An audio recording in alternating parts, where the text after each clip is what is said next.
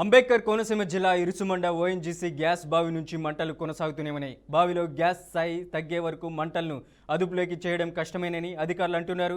Mary 5 drilling బావిలో పరిస్థితిని నియంత్రించేందుకు నిపుణులతో ఓఎన్జీసీ సమన్వయం చేసుకుంటుంది.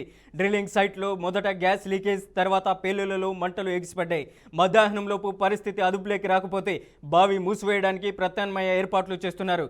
మంటలను ఆర్పేందుకు గూడవల్లి కాలువ నుంచి నీటిని మళ్లించేలా సమన్వయం చేస్తున్నారు. ఇప్పటికే ఇరుసుమండ గ్రామాన్ని ఖాళీ చేయించిన అధికారులు లక్కవరంలో పునరావాస కేంద్రాలు ఏర్పాటు చేశారు. అంబేద్కర్ కోనసీమ జిల్లా ఇరుసుమండ ఓఎన్జీసీ గ్యాస్ బావి నుంచి మంటలు కొనసాగుతూనే ఉన్నాయి.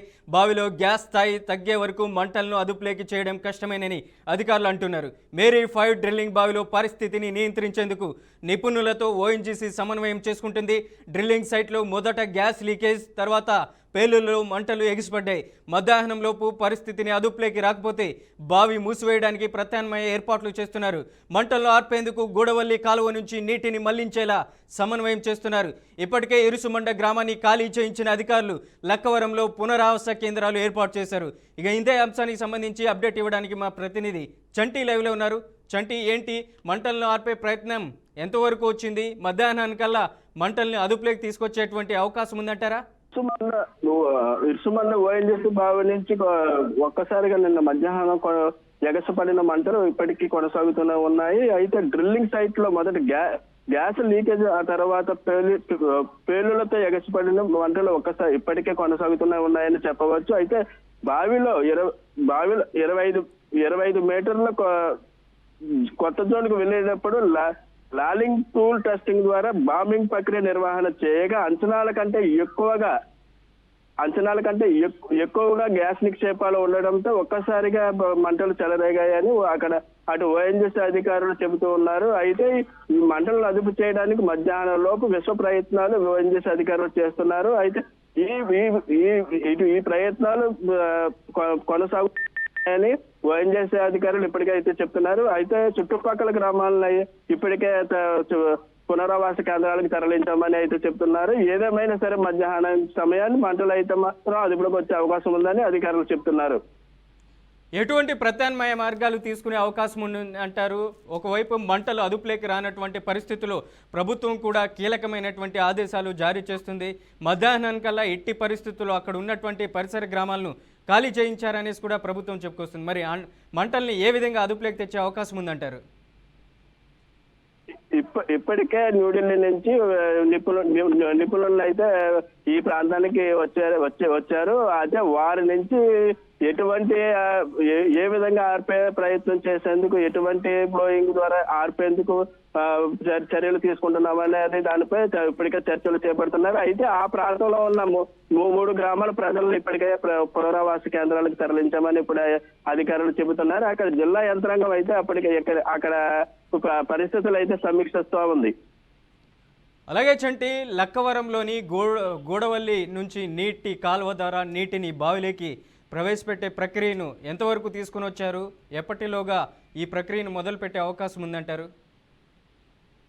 నిన్న మధ్యాహ్నం ఎప్పుడైతే మంటలు ఎగసిపడ్డాయో అప్పటి నుంచి ఆ ప్రాంతానికి నీటిని పూర్తి స్థాయిలో వెళ్లేందుకైతే మా అధికారులు అయితే చర్యలు చేపట్టారు. అక్కడ పూర్తిగా మంటలు ఆర్పేందుకు ఒక మార్గం నీరే కాబట్టి వాటిని పూర్తిగా అమలాపురం పరిసర ప్రాంతాల నుంచి పూర్తి స్థాయిలో నీటిని ఆ ప్రాంతానికి వెళ్లేందుకు అయితే మాత్రం అధికారులు చేపట్టారు. అయితే దీనితో పాటుగా అక్కడ ఉన్న ప్రాంతంలో మరొక ప్రత్యామ్నాయ పరిస్థితులు ఏ విధంగా ఉన్నాయి, అక్కడ మంటలను ఏ విధంగా ఆర్పేందుకు అయితే చర్యలు తీసుకోలేని దానిపై ఇప్పటికే చర్యలు అయితే చేపడుతున్నారు. ఏ విధంగానే సరే ప్రభుత్వం కూడా దీనిపై కఠినంగా చర్యలు తీసుకునేందుకు అవకాశం ఉంది. ఇప్పటికే ఇక్కడికైతే ఇన్ఛార్జ్ మంత్రులు, ఇతర మంత్రులు అయితే చేరుకున్నారు. దీనిపై అందరూ కూడా సమీక్షలు చేస్తున్నారు. ఓఎన్జీసీ అధికారులు అయితే మాత్రం పటిష్ట చర్యలు చేపట్టి మొత్తం అందరినీ సమీక్షించుకుని మంటలు ఆర్పేందుకు మధ్యాహ్నానికి మంటలను అదుపులో తీసుకొచ్చేందుకు విశ్వ ప్రయత్నాలు అయితే చేస్తున్నారు.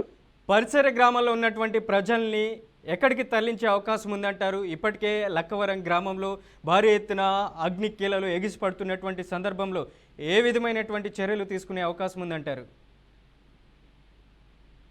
ఇప్పటికే గ్రామంలో ఉన్న ప్రజలను అయితే రాజోలు పరిసర ప్రాంతాల్లో పునరావాస కేంద్రాలకు ఏర్పాటు చేశారు. అయితే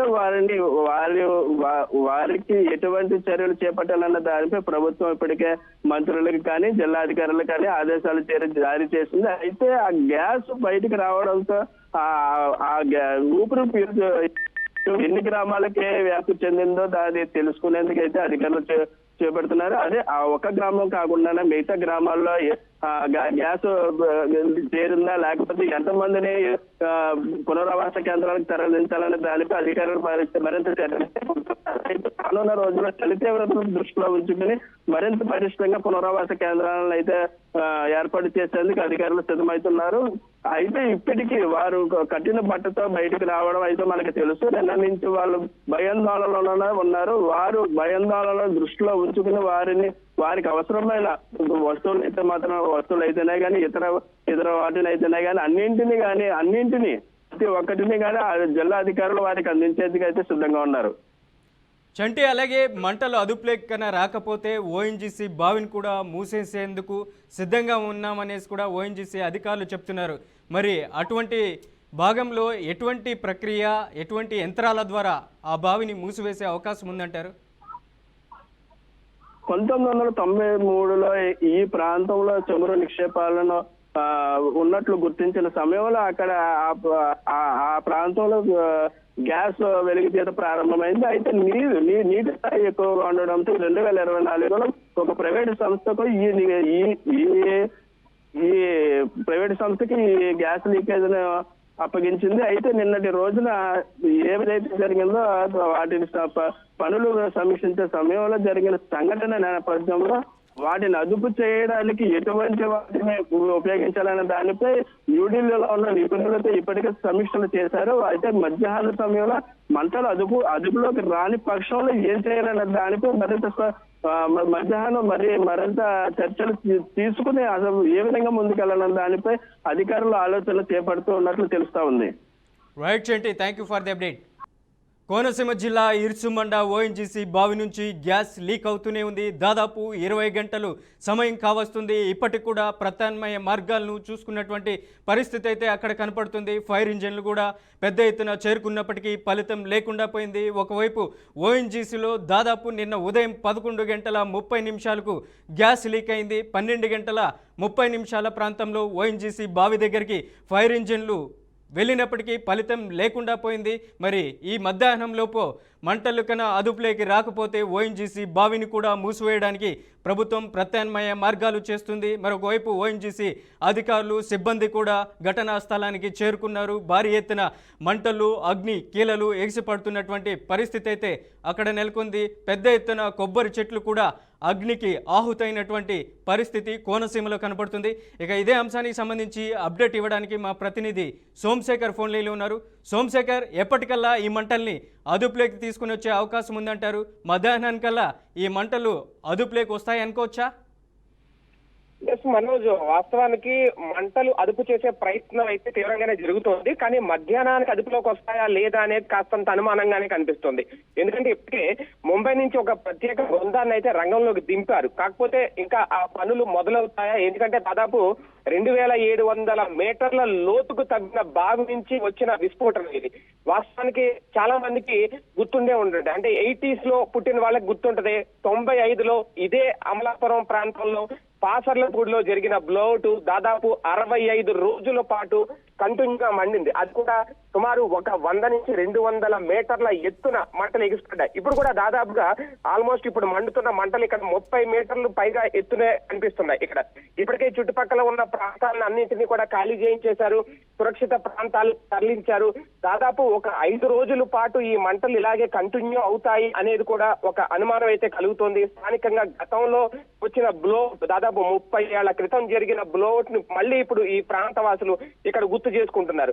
అయితే ఇప్పుడు ఇరుసుమండలో జరిగిన ఈ బ్లోఅవుట్ కి కారణం ఒక రకంగా దీన్ని బ్లోఅవుట్ అనే అనాలి. ఎందుకంటే ఇక్కడ చమురు నిక్షేపాలు, సహజ వాయువుల కోసం ఎప్పటికప్పుడు డ్రిల్లింగ్ జరుగుతూ ఉంటది. ప్రస్తుతం ఇది 93లో వేసిన బావి వాస్తవానికి.